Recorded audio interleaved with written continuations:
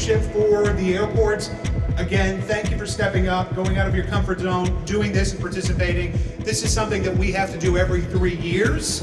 It is something that will help us learn and work with our stakeholders, and it's something that is going to make us a better, safer airport.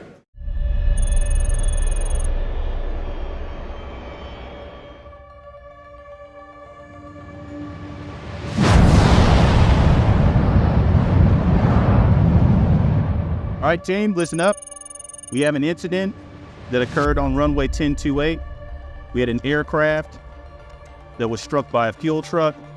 Domestic is at 42-116. We need to make sure that we are beginning our response activity and supporting our incident command position in order to make sure we can save as many lives as possible. Our priorities are going to be our fire suppression, ensuring that we are maintaining life safety operations. All right, folks, let's get to work. We have 11 specific objectives to this exercise that we're testing today, and those 10 evaluators will be taking care of those 10 specific objectives.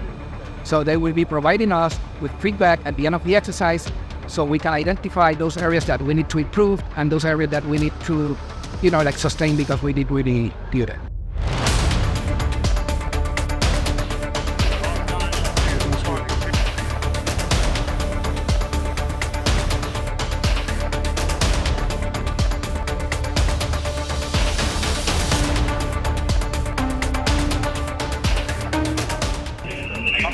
Three minutes. Grady, we got 6 ambulances and a supervisor from South Fulton, 2 engines and a battalion chief. There is no ground stop to Atlanta. As of right now, the emergency has been kept on the South Airfield Complex, so South Airfield Complex is closed. Is there anything that you need from any of the team at this time? Different ones, mobile command, here on site and then up here.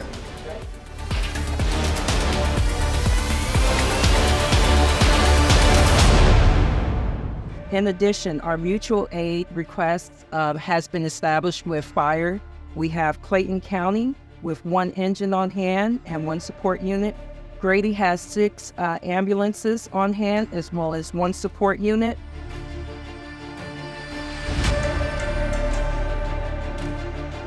APD was reached out to assist with traffic control.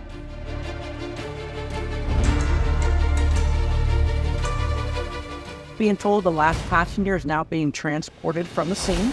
NTSB has arrived. Let's give them a round of applause. An exercise that allows us to evaluate how we respond as a team, as an airport team. But I think it gave us an opportunity to evaluate our plans, our processes, and to get to know each other better. So for that, I want to thank you for coming out. Thank you for your level of participation and interest, and thank you for making this realistic. We are not expecting to have such an incident, but we can't bank on hope that it never happens, right? Our whole job is to be ready and prepared for such an event, and this is just going towards ensuring that we can meet that mandate. We try to make it as realistic as possible. You fight like you practice.